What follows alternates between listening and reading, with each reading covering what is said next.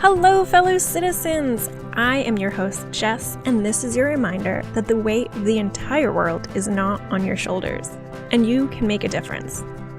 This podcast is about what it means to be a citizen and neighbor where you live. For me, that's Philadelphia. Today, I'm excited to be joined by a fellow Jersey girl. We kicked off this season with casual chats, and this time we're veering towards something a little bit more neighborly. Rho is here to talk to us today. Hi, Rho.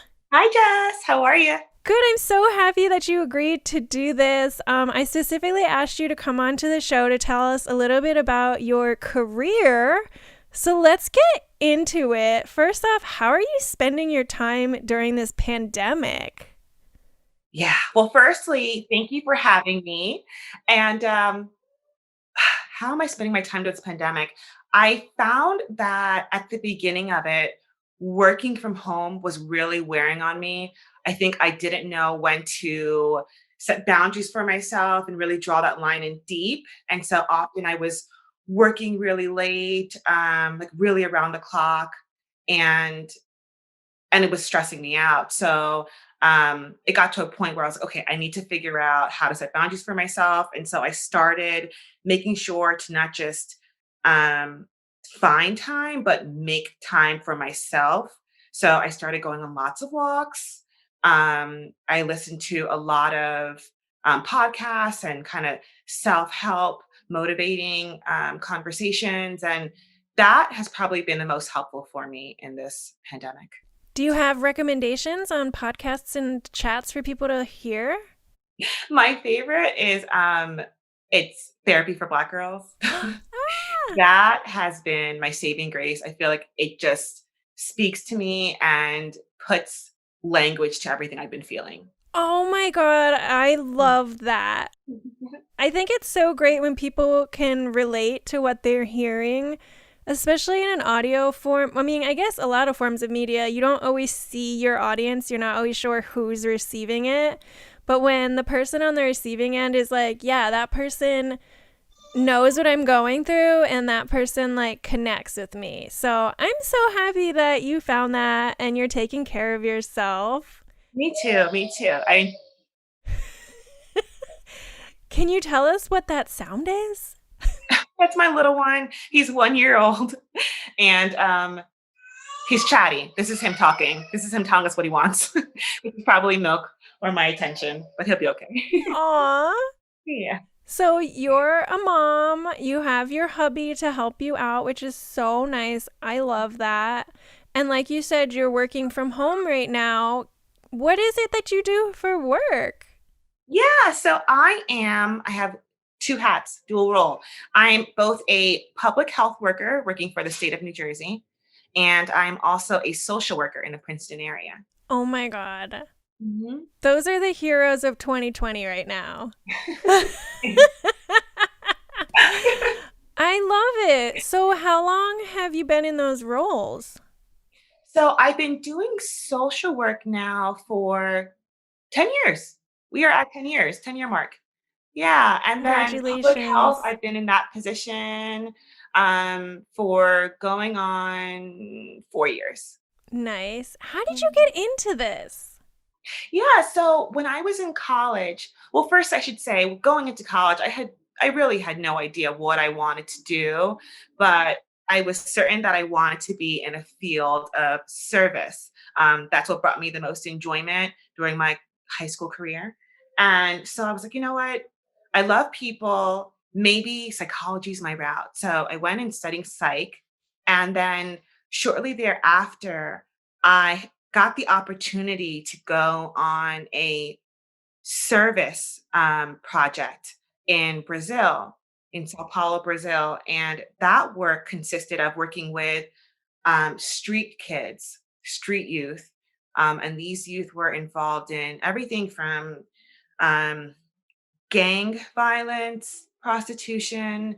They were involved in domestic and sexual abuse.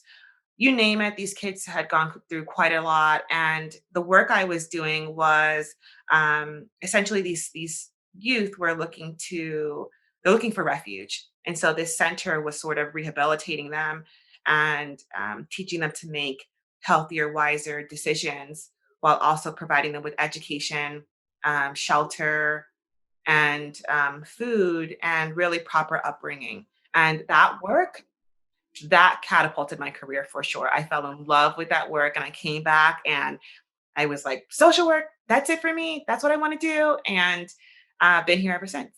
What is the definition of social work? Yeah. So social work, it's so broad in that, but overarching, it is the duty to serve people, right? Individuals, family, community, but to serve people, to help them cope in difficult situations, and to provide them the tools to live healthier, stronger, more successful lives. Oh my gosh. Yeah, that's like such a, it opens its arms to like so many lifestyle choices and just like helping so many people. Oh my gosh, look at Yeah. you. I love the work and I've been doing it for quite a long time. I found myself in many spaces. I worked with runaway youth. I worked with homeless families and individuals. Um, I worked with those with mental health issues and severe illnesses such as HIV. So, one of the like I guess fires that ignited under me that got me thinking about having you on the podcast. I live in Philadelphia, and at the end of October, we had a now nationwide known incident, which was the shooting and death of Walter Wallace Jr., which is really what made me want you to come on, because for a long time, people, not just in Philadelphia, have been talking about police responding to domestic situations, mental illness, and whether or not they're prepared and if that's who people should be even calling. I gave a lot of thought to this whole situation, and I know, like, growing up, we were only taught the number 911. Like, we didn't learn any other numbers, and even, like, through my whole adult life, it was never something we were taught, like, oh, there's other resources depending on what your situation is. And now we're hearing, which I hate this term. I don't like the term defund the police. I like reallocating of funds. That's it. That's simply, that's what defund the police truly means. And I think often people think that it means to end policing altogether, and it's nothing of the sort. We absolutely recognize that police are necessary, but we also know that there's other services that need to be better funded and could help de-escalate a lot of the situations that we keep seeing, such as the one you mentioned in Philadelphia. Yeah, so you're in New Jersey. Do you know where you work? Is there a crossover with police? There is, and I'm so proud of it. We've built a strong relationship with our police officers, and we often will have our social workers and our mental health clinicians and even medical professionals um, cross over with the police so that they can ensure that the police officers are able to identify and address um, crises that they come in contact with, which is often. Yeah, that's super important. I mean, the big thing right now that I'm trying to talk to a lot of people about is just being aware of what the right situation is to call the police, or figure out if you, as a neighbor, can try to de escalate something. I know where we live, there's kind of this idea that people are a bit cold and they don't know each other. But now that we have, I mean, we just have like a lot of different people, especially in South Philly. Like, we have people who grew up here, and so they know each other for a really long time, but then they're also surrounded by all these transplants, including myself. I'm a transplant. Mhm. And so it can be kind of hard to like break down our walls and just recognize, like, oh, we're just like here to live, like we're here to get through every day, so let's try to help each other out rather than just like not talking to each other. Mhm. Even though we're not in the Right. suburbs, like you can't just say, well, like I don't live in the suburbs, so I don't know my neighbors. Like we Yeah, we don't literally have to live on top socialize. of each other. It's Right. crazy. So I guess like my biggest question is, do you have advice either for the people in your area or like New Jersey or like some kind of nationwide message of how can citizens identify and de-escalate situations, or like what is the right steps to take? Yeah, absolutely. Yeah, there's a couple of things that we're trained to tell people. And the first is absolutely be empathetic. Be empathetic. Oftentimes, people are, when they're in distress, all they really want to do is be heard and feel validated. And so, and doesn't necessarily mean that you have to agree with how they're feeling, but you have to respect how they're feeling because that feeling comes from some place, and that place is real. And so, be empathetic is number one. The second thing a person can do to help de-escalate a situation is space. Um, we have to be mindful of our proximity to people. If we invade another person's space, we're essentially telling them, we don't see you, we don't respect your space. And that is, frightening to people. So, and we experience it all the time, right? When we go into the grocery store, especially now during COVID, people get super, super close to us, and we're like, hey, don't you even see me here? Like, respect my space, right? And so we have to be mindful of that. And in situations of crisis and high stress, if we invade another person's space, that can be triggering, right? And immediately that person's defense is that fight or flight. So we have to be mindful of space and showing respect that way. And Another one. these are just hints for any like regular encounter, not necessarily somebody with like, mental illness or a disability, but just like coming across your average person. Absolutely, absolutely, I agree with that. Another thing is non-threatening, nonverbal communication. So, meaning my tone of voice, the gestures I use, even my facial expressions. And in a situation of stress, people are less inclined to even hear what you're trying to communicate to them. They're more reading what you're showing them. And so if you're showing them something that reads, um, in something that reads, I don't agree with you, I don't respect you, what you're doing is crazy, or whatever it is, you're immediately offending them, and now you've worsened the situation. I think I'm good. Okay.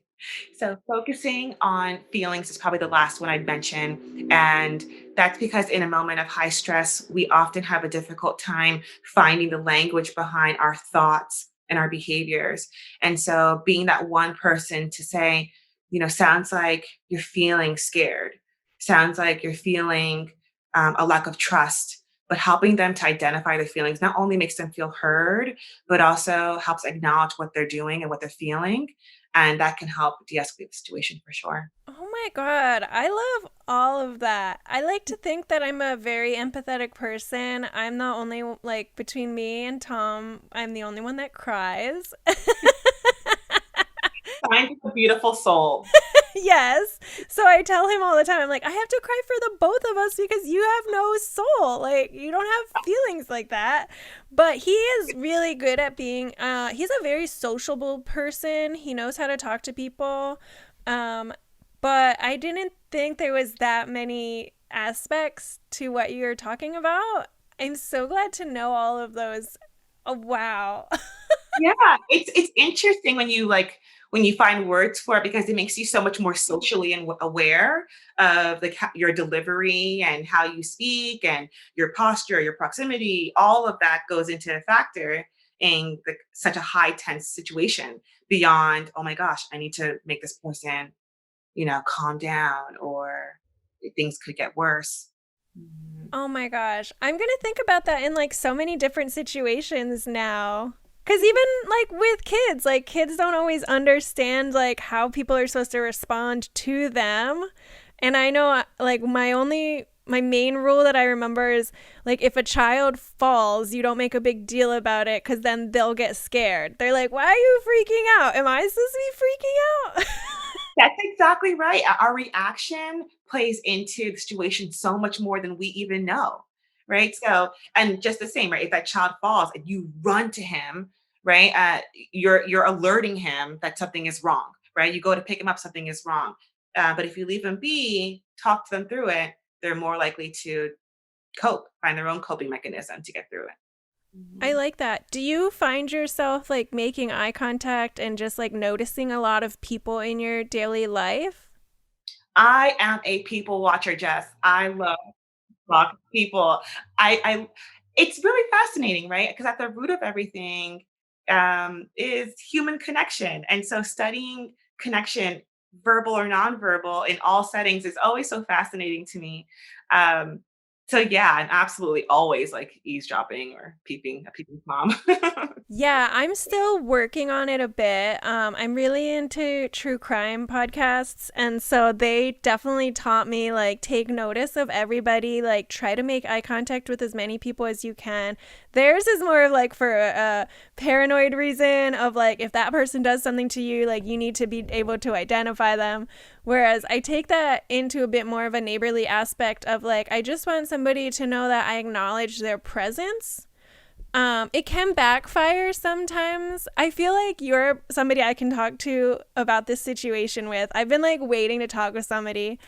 I was walking to one of my dogs, and this hasn't happened in a while, maybe because of like COVID and not many people are out right now. But I was crossing the street, and there was a guy standing on the other side of the street. I was walking towards him, and I thought it was kind of weird that like he didn't cross the street, but I was like, whatever.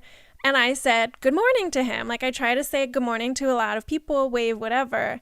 And I had my earbuds in listening to a podcast, but I could hear him and his response when I said good morning was, "Do you have a boyfriend?" And I stopped. I took out my earbuds and I said, "What did you say to me?" And he repeated himself, which I'm surprised he repeated himself. And, you know, I'm married. I have a ring on. He wasn't like looking for that. And I said, "Why would you ask me that?" He goes, "Because your hair is really nice." And I'm like, so what? And he goes, "So I want to know you." And I was like, "Because my hair is nice? You don't know anything about me. Why would you want to get to know me?" And he goes, "Well, how would I? What else should I do?" And I was like, first of all, this is just not appropriate. This is not the appropriate setting. Secondly, I have a very loving and supportive husband. So, no, this isn't happening. I was so flustered, Ro. Like, I try really hard to respond to guys like that and help them to understand like, one, no. Two, this is why that's not okay. And three, like, if they respond in a neutral tone or like a semi positive tone, then I'm like, okay, just like remember for next time. And so this guy, thankfully, he didn't come at me. He didn't call me a bitch Yeah. because plenty of guys will do that. And he was just like, "Oh, okay." And I said, "Yeah, this is a learning moment. Like, just learn from this." And then I said, "I'm on my way to work, by the way. Like, I don't have time for this." Like, You know what's so funny is that probably happens to, I mean, at least females. I'm sure it happens to guys, but it happens to females that we know. And it happens so often. And I imagine most females just kind of like, ah, and like keep it moving. But what's important is that you took that and made it a teachable moment. Because of course we all recognize it's inappropriate. That's not how we speak to people. That's not how we show respect. But he probably has never had anybody really sit him down and say, "Hey, that's not okay. I don't like that. This is what we should do. You should do in the future." And he responded with like in a conversational way and said, "Oh, okay." You took the time to have conversation with him. yeah, it stinks that like right now it's falling on the women to not only stay calm about it, but to be patient enough to respond in a teachable moment. Mhm. Because I've had plenty of times where I mean, I'm just such a different person today than I used to be. Like 2020 has really flipped the coin for me, but also just like being in a really healthy relationship has. And then being a married woman again has made me feel more like, I don't know. I've just always been like, said too much. I've always like, my sister's always said, your mouth is going to get you in trouble one day. And I was like, well, you know what? If I end up dead in a ditch because I told some guy that I don't want him to tell me I have a nice ass, I'll be okay with that, because you know what? I'm not going to die in that ditch. I'm going to fight with every tooth and bone in my body to get out of there. And he better Yeah, watch and out. I mean, if you think about it, it's like, if I don't speak up, how is this ever going to stop? It's just gonna keep happening. How can we can't sit here and just be, "Oh my god, how annoying, this happened to me again." What are you doing about it? You know, and not just on this, like, microcosm of a situation, right? But on in the bigger scheme of things, we cannot allow ourselves to get frustrated by situations and then not take action if we have the ability to. We all have voices. We all can advocate for ourselves and for others, so we should. Right. It does. It transcends on so many different levels. I mean, like, season one of this podcast is about the ballots. And I know there's plenty of people who have plenty of like complaints or negative things to say. And my first question is, well, how involved are you? Because the Right. public servants are there to serve the public. So have you reached out to them? Have you let them know how you feel? And this is the first time that I'm realizing like how many different local levels there are, and how there are people for just like your small district. And so you shouldn't feel intimidated. Like, you're not going to go to the president and ask them to fill a pothole on your street. Like, that's ridiculous. But you have Right. to know your resources. Right, and we are allowed to step into that space, right? We're allowed to go to those like town hall meetings and voice our frustrations, our comments, our thoughts, whatever it be. We are citizens, and it's our right to do so. Yeah, and we have to live amongst each other. And so that's why like I finally put my foot down. And I also have like a group of girlfriends that I message. Like we have an open Facebook Messenger, and so I'll usually like message them whenever an incident like that happens to let them know like what I did in response. And I do that just to be like, you can say something. Like it's okay. Not only is it okay, but we need it so much. That's so funny, Jess, because I also had the same revelation this year, and it's been a constant thought in that we all possess a level of influence. Every single one of us, even if it's over one person, right? Even if it's over just your sister or your husband or your coworkers, you possess a level of influence. And so when we take the opportunity to have an opinion on a big matter such as social justice or anything like that, we create waves, right? And somebody else is inspired and, wow, if Jess did that, then hey, I can too. And, oh, and that's Jess's opinion on that matter. Hmm. Maybe I should look into it some more. Maybe I should educate myself on what she's talking about. But that's what I feel like is something I'm proud of seeing this year, even if it's people putting little black squares up on their Instagram page. You're making a public stance, and some follower of yours who is influenced by you enough to follow you is going to notice that and carry that. And maybe their decisions moving forward will change, and someone else's, and go on and go on.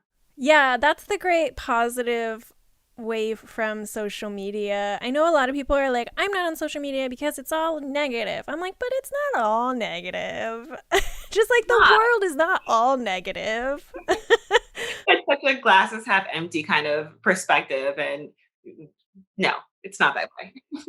I love it. Yeah. Yeah, I got a little like off on a tangent there, but I've been like waiting to talk to another woman about that particular situation, and I just have so many situations like it. And I've even had guys like, literally there was a guy, and nowadays like you have a face mask on and I have transition lenses, and so like you can't even see my face. And these guys are like, "Do you got a boyfriend?" I'm like, "Wait, What are you talking about? You're literally telling me that you just want my body and that you feel like you need a man's permission, not even my permission. Like, what are you talking about? And he also is saying, like, I have the right to ask you this. Yes. Like, I know you have headphones on, your mask, your glasses, and I don't care. I'm still gonna invade your space and tell you something that I want to say. Yeah. Right. And he So wasn't even wearing a face mask. I'm like, you're dirty. So if any girl responds to you, she's dirty. Like, I swear, if I had the time, like, there are so many encounters like that where I'm like, I wish I had the time and the patience to ask them because I have so many questions for you. I'm like, does that work for you? Like, have you ever had a relationship out of that? And what are these women like that do respond to that? Like, what a fascinating study that would be. And I would love to assist you with that project. I guess so. I think next time it happens, I'm going to tell them that I have a podcast and I want them to come on the podcast. Do it. That would be so fun. I would totally tune in for that. That's interesting. I had like an old, and so the hard thing is like for the longest time, so it's weird because now that I'm trying to say hi and like make eye contact with people, I do it more often with men than I do with women. And I don't know if it's because I just am not threatened by women or it goes like far back to, unfortunately, it's really hard for women to be friends with women, especially as we get older. But so, I know when I'm saying hi, it's to be nice. But unfortunately, I still have my walls up. And if somebody says hi to me first, I'm still like, what are you doing? Like, why are you saying hi to me? I have to initiate this. Well, you know what's funny is actually I had a professor in college who made us do that exact experiment. He asked us to spend we saw each other every 2 days in that class. And so he said, spend the next 2 days um, just walking about, and every person who you make eye contact with, say hello, or say have a nice day, hello or have a nice day. And so I was like taking it a step further, telling them to have a nice day.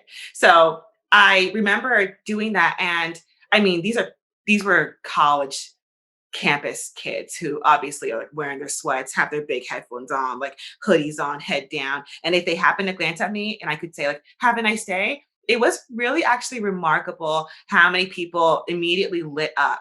And that made me feel so good. It was like something sparked inside of me too.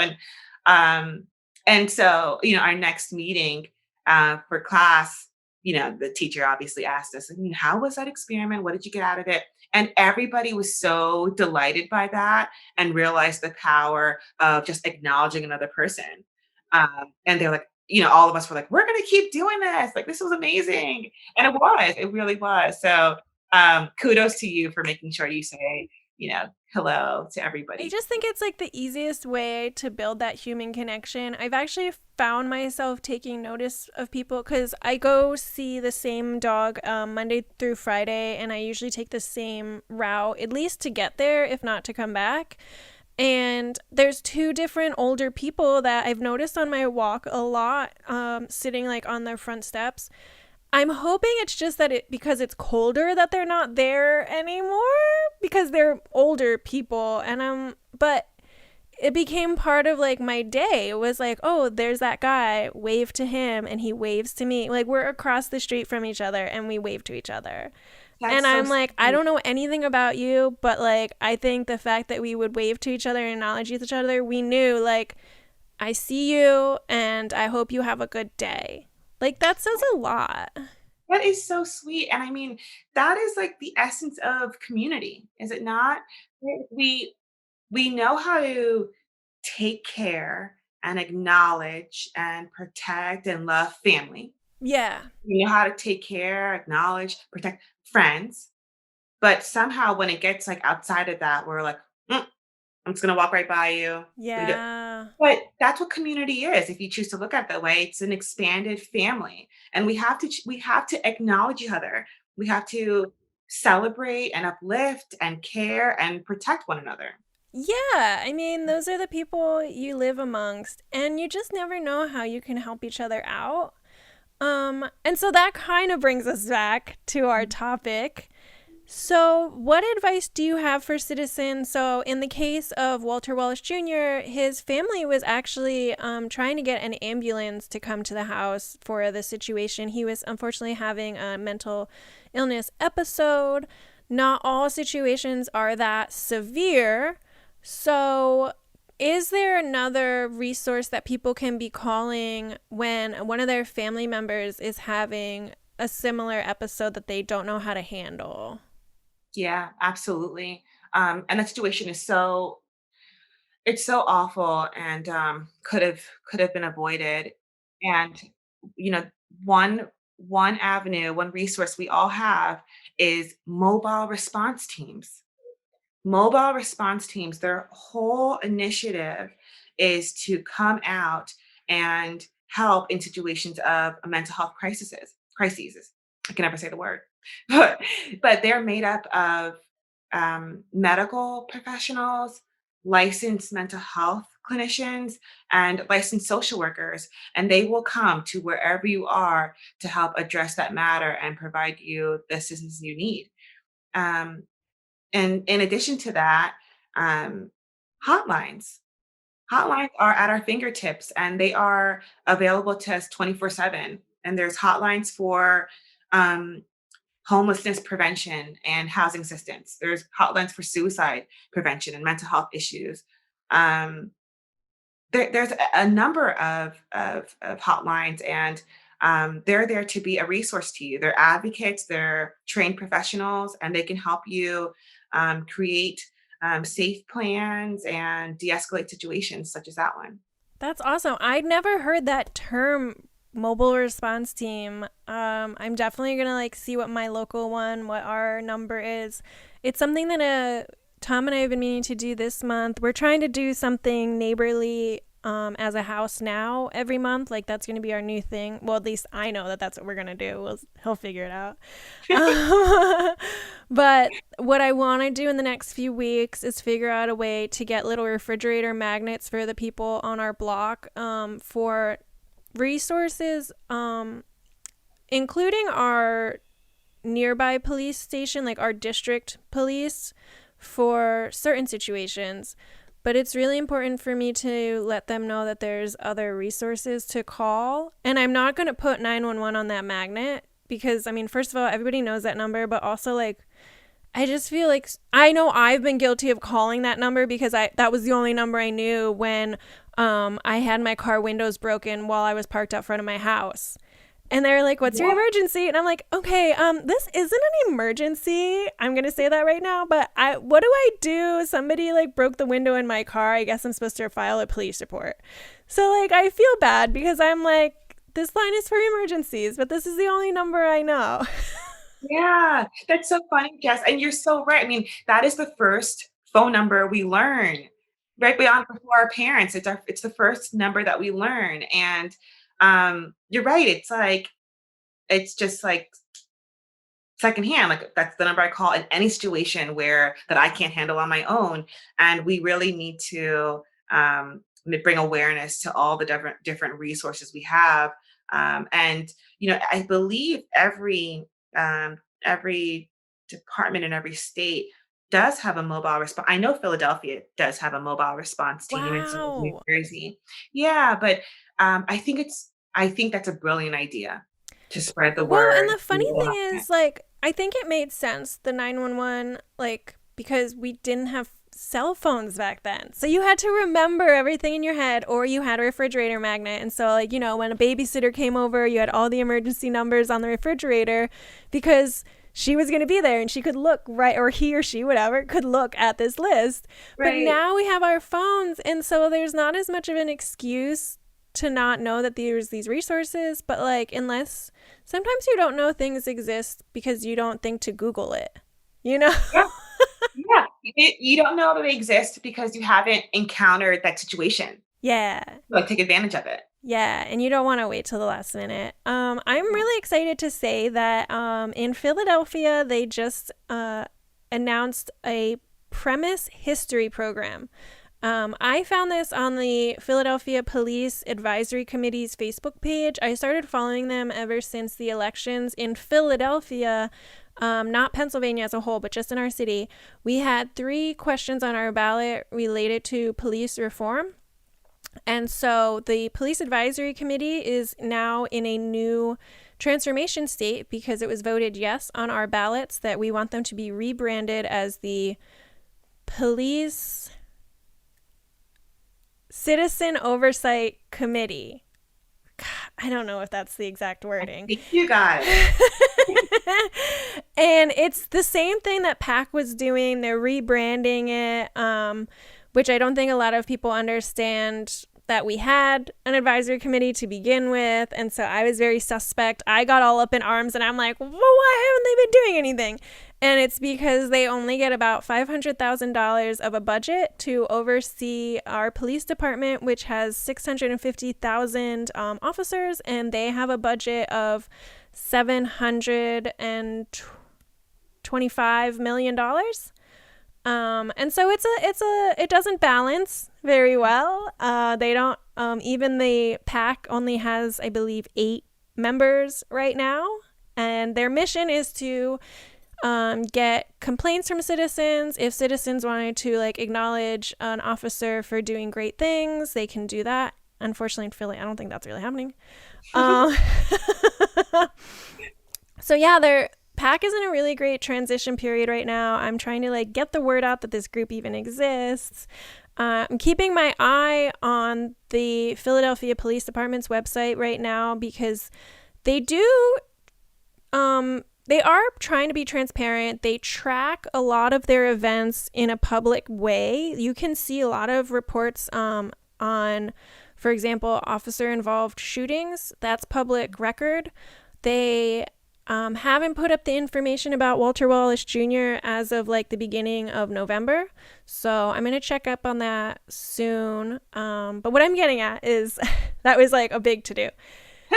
There is a Philadelphia Police Premise History Program. So, as a citizen of Philadelphia, you can voluntarily register your address with information about mental health concerns or physical disabilities present in your household.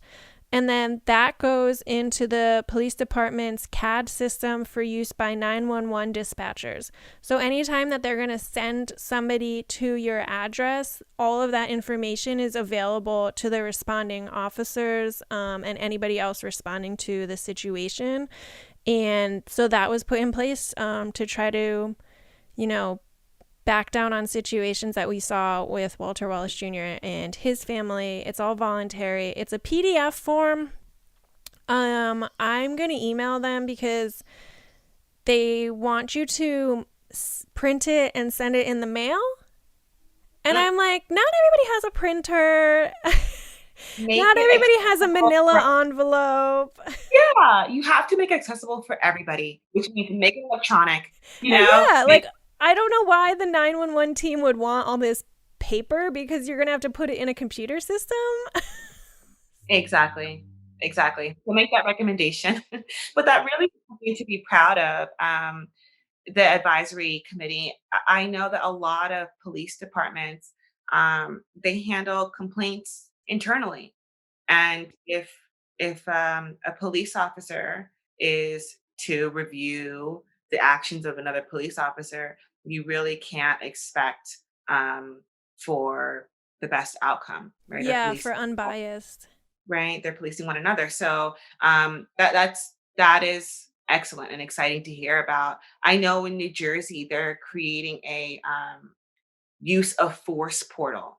So anytime a police officer uses force, it's registered. And this way we can track the data and create, strategic plan off of that information. That's great. I mean, one of my words of 2020 is transparency. Heck yeah. I'm learning so many words this year. That's awesome. Yeah, so this was kind of an introductory episode to, knowing what is a social worker, how can we as citizens just be kinder to each other when we come across somebody who's maybe having an emotional moment. Mhm. I think you gave some really great points. I know I'm gonna like re-listen to this and like jot everything down. And in a coming episode, I still want to do a little bit more research. I'm going to have a full episode just about Walter Wallace Jr. and his family, what they're doing now. God, his parents are two amazing people. And, you know, this is a little early, like a little bit of a taste of how I feel about it all. But if they don't name some kind of like act or revision after him and his family, then they are not listening, because his parents are like, we don't want murder charges. We don't condone looting because that's not how we were raised. We just want to understand why these police officers were not better trained for the situation, and we want there to be better training so that this doesn't happen to other families. And I'm like, that is the most well said thing. And that's one of the great things that happens in Philadelphia. We're proud of you, Philly. Yeah. For I mean, I'm so happy to be from New Jersey. You know, like anybody from Jersey is Jersey proud. And I sure. just feel like Philly is not that different from Jersey. It really is not. There's the smallest of bridges dividing us. We are one. We are one. We really are. Yeah. This has been so much fun. Is there anything else you want to touch on? Um, just take care of yourselves. That's something I really just want to stress. This year has been hard for a number of reasons, and now we are heading into the holidays, and we may not have loved ones with us physically or just here with us anymore as a result of COVID and other loss. And we have to just make sure we're taking care of ourselves, um, and also just remember to express gratitude. Let's be thankful. We're heading into a thankful season. Let's be thankful for all that we've been given, because if anything, 2020 has taught us is that it can be gone like that. So let's be grateful for what we do have and love one another. Peace and love to all. Oh my god, that's perfect. She said it best. I'm gonna hit you with my not as great little ending slogan. I'll see you around the neighborhood. Bye.